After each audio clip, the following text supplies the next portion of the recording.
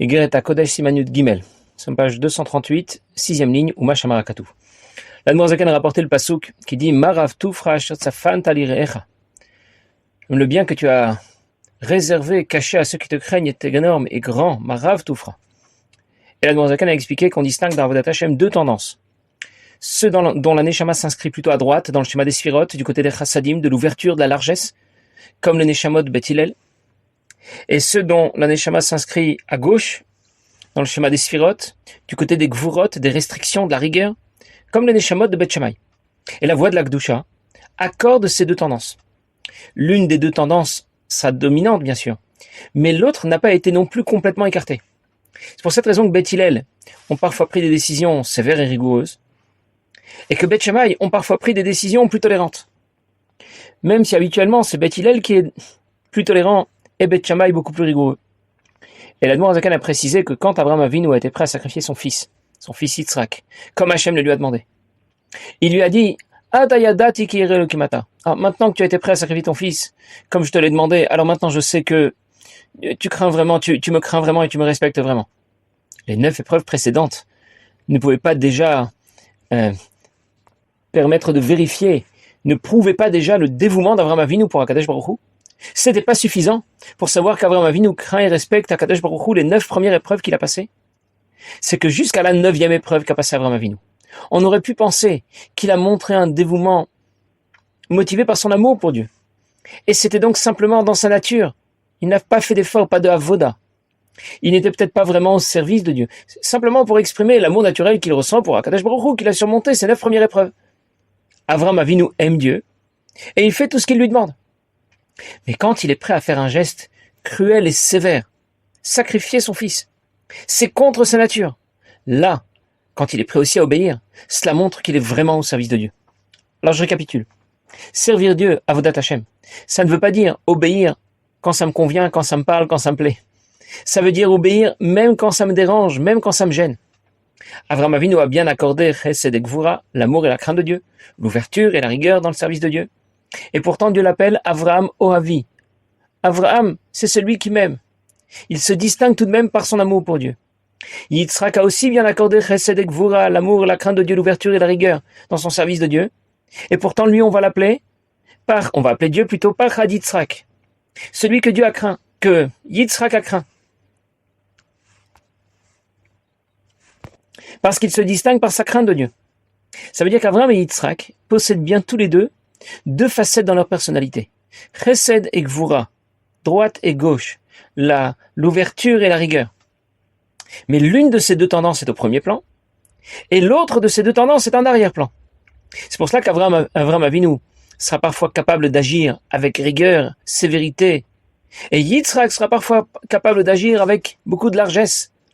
C'est bien lui qui va donner les bénédictions les plus extraordinaires qui ont pu être données par les Avot à Yaakov Avinu.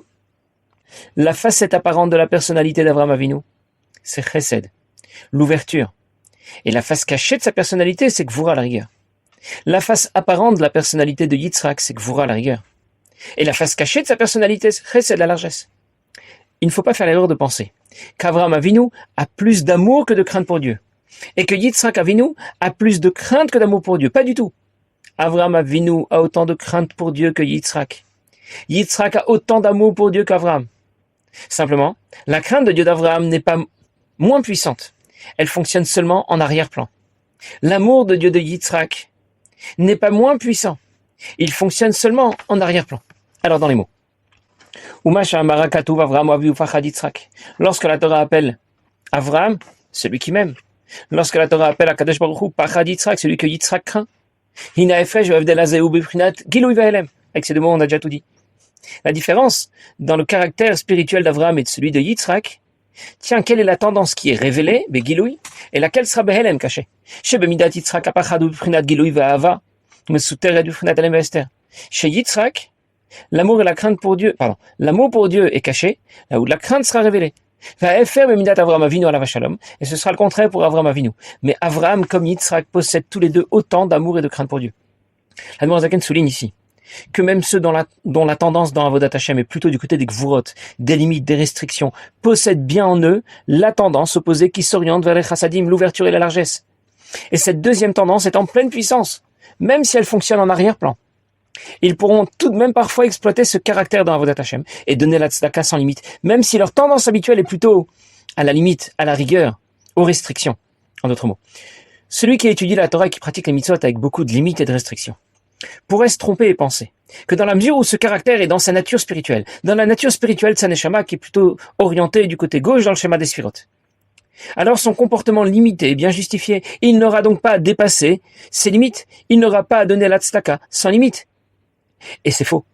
Même si sa tendance habituelle est à la rigueur, l'ire'echa, dit le pasuk, la crainte, il possède bien énormément d'ouverture, marav toufra.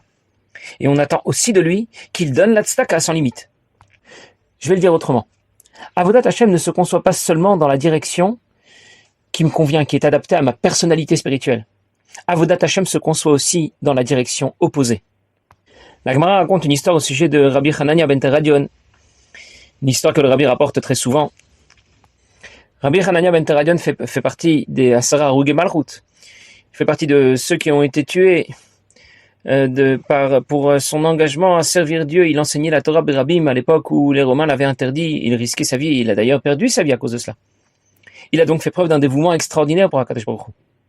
Et Rabbi Yossé est un jour allé le voir et il lui a dit « Arrête, il ne faut pas que tu prennes des risques, que tu mettes ta vie en danger, ta vie et celle de tes élèves. » Et il n'a pas voulu écouter. Et comme quand il lui parlait, Rabbi Hanania ben Teradion a demandé à Rabbi Yossé « Tu crois que j'aurai ma part dans le Olam Haba ?» Déjà, nous, on est très étonnés de la question. Rabbi Hanania ben Teradion, il a été prêt à donner sa vie pour HaKadosh Baruch Hu. Il se posait la question, est-ce qu'il avait une part dans le Olam Haba? Et Rabbi Yossé qui a réfléchi avant de lui répondre. Lui aussi, il a dû réfléchir avant de lui répondre. C'était pas évident pour lui non plus. Pour nous, la question ne se serait même pas posée. Et même si elle a déjà été posée, eh bien, on n'aurait pas réfléchi 30 secondes. Évidemment, Rabbi Hanania ben Teradion a une place de roi dans le Olam Haba. Pourtant, Rabbi Hanania ben Teradion a bien posé la question. Et Rabbi Yossé a pris le temps de réfléchir pour y répondre. Et il lui a dit, est-ce qu'un jour tu as déjà fait une mitzvah? Il parle à Rabbi Hanania ben Teradion. Est-ce qu'un jour tu as déjà fait une mitzvah particulière, qui te permettrait d'accéder au Olam Haba? Et il lui a dit, oui, je pense que j'ai fait une mitzvah un jour. Et il lui a raconté qu'il avait mis de côté avant Purim 2 bourses d'argent, la première qu'il destinait aux pauvres, et la deuxième qu'il destinait à l'achat de ce qui allait lui être nécessaire pour le Mishlé, pour le festin de Purim. Par erreur, il a donné la bourse qu'il destinait à l'achat de ce qui était nécessaire pour le festin de Purim, il l'a donnée aux pauvres.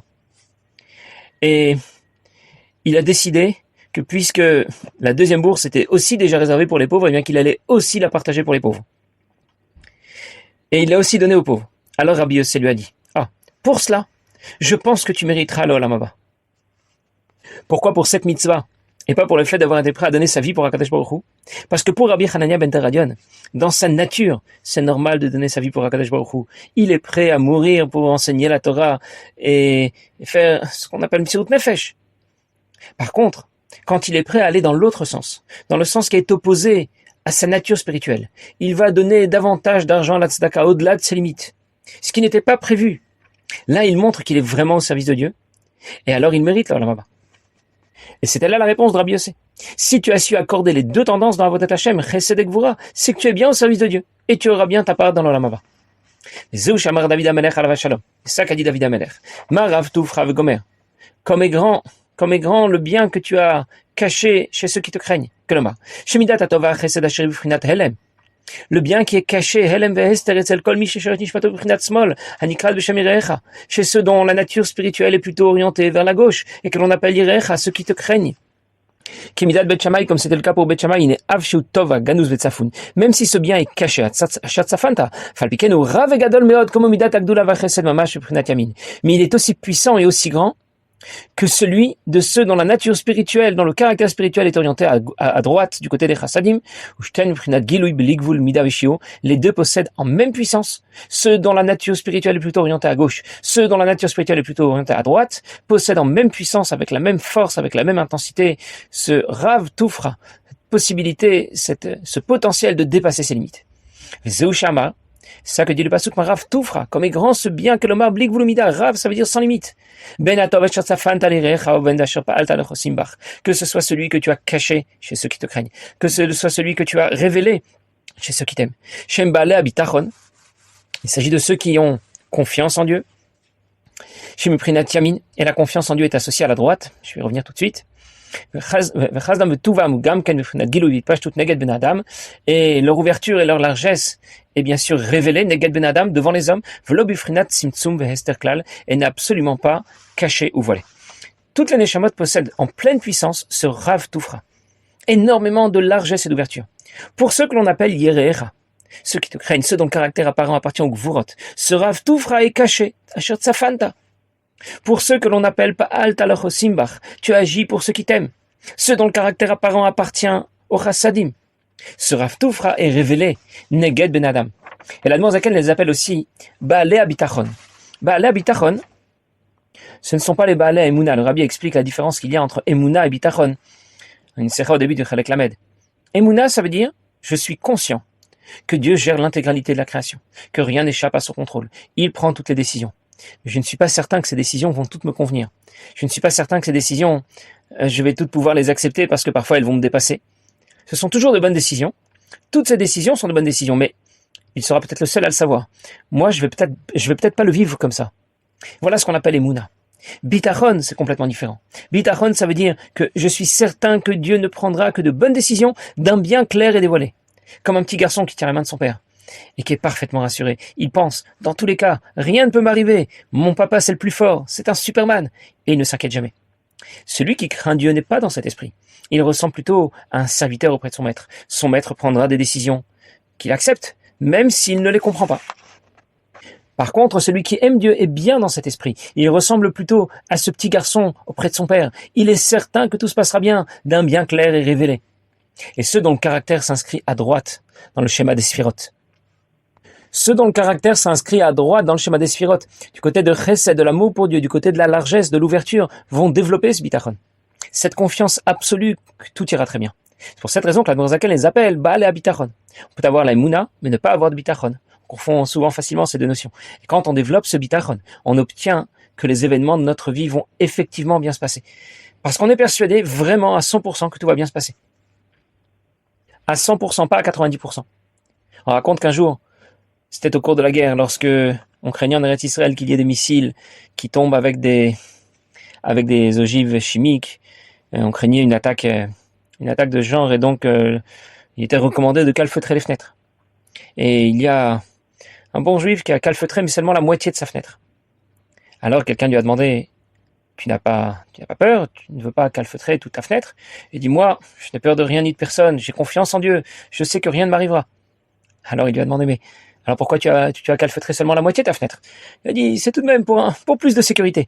Ça veut dire que le bitachon, ça se conçoit pas à 99%, à 95%, c'est à 100%. On raconte aussi qu'un jour, un paysan a écouté un shiur du Al-Shir. Et le Al-Shir parlait de Midat HaBitachon, combien on doit avoir confiance en Dieu, que dans toutes les situations, Dieu s'occupe de nous, il va gérer notre situation. Et notre bon paysan a pris le shiur du Al-Shir au pied de la lettre.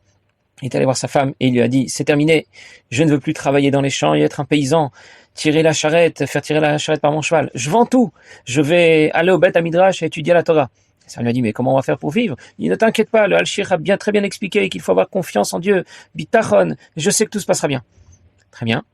Alors, il l'a dit, il l'a fait, il a vendu sa charrette, il a vendu son champ, et il a commencé à étudier la Torah. Et bien sûr, il n'y avait pas grand-chose à manger à la maison, jusqu'au jour où il voit le cheval qu'il avait vendu et la charrette qu'il avait vendue, il les voit revenir. Il les voit revenir et la charrette était chargée d'un grand trésor. Il y avait des caisses remplies de pièces d'or dans cette charrette. Très bien, il était très étonné. Et puis, il a finalement appris que le gars à qui il avait vendu la charrette avait trouvé un trésor. Et puis, il avait fait un malaise, il était mort. Et le cheval en avait assez d'attendre. Alors, comme il connaissait le chemin de la maison, il avait fini par rentrer. Et c'est comme ça que ce trésor était arrivé chez notre paysan. Et cette histoire a fait beaucoup de bruit. Les élèves du Al-Shir ont demandé à leur maître, ils ont dit, comment se fait-il que ce paysan a eu tellement de réussite? Dieu a fait un si grand miracle pour lui. Nous aussi, nous avons confiance. Nous aussi, nous croyons fermement à Kadosh Baruch Hu, à tout ce que va nous dire notre maître. Et le Al-Shir leur a répondu, notre paysan, il y croit vraiment. Lui, il a vraiment confiance. Et c'est pour ça que les choses se sont passées de cette manière. C'est pour ça qu'il a vraiment obtenu que les choses se passent de la meilleure façon, d'un bien clair et révélé. Passez une bonne journée.